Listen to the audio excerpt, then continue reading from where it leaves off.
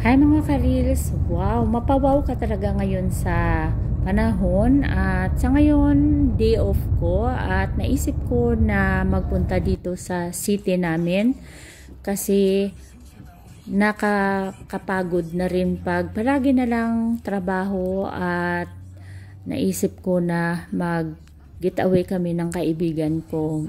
So, ito guys, way ito galing sa bahay, papunta ito sa Bregenz at hindi masyado matraffic at dito na kami ngayon sa Bregenz at pwede ka ditong mag-ikot at mag-i-enjoy ka talaga dito. At kung nakita you guys, maraming mga bulaklak na matagpuan natin dito at napaka-relaxing talaga pag nandito ka kasi meron dito na mga upuan, pwede kang mag-upo at magtingin doon sa Lake of Constance. At ayan, kung nakita nyo, super ganda ang mga bulaklak, paiba-iba ang kulay. At kung nakita nyo ay meron tayong harbor dito na matagpuan, kaya meron tayong boat.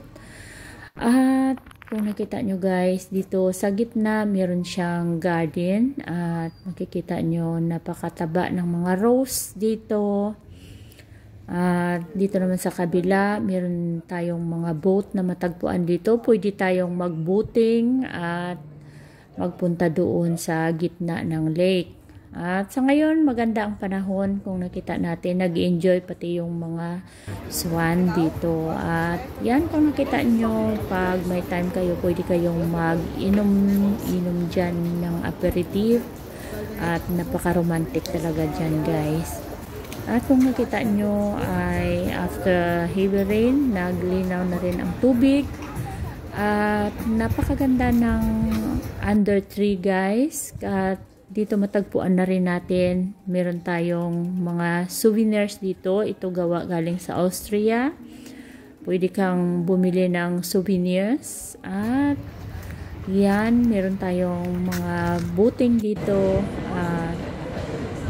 Ang Bregenz, meron siyang train station. At kung nakita nyo ay ang train galing sa Germany. At ito ay 10 minutes lang, nandyan ka na sa Germany.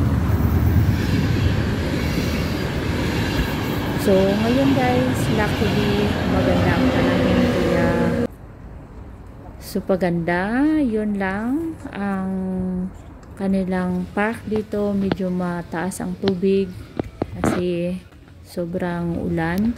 Sana may natutunan kayo. Thank you for watching.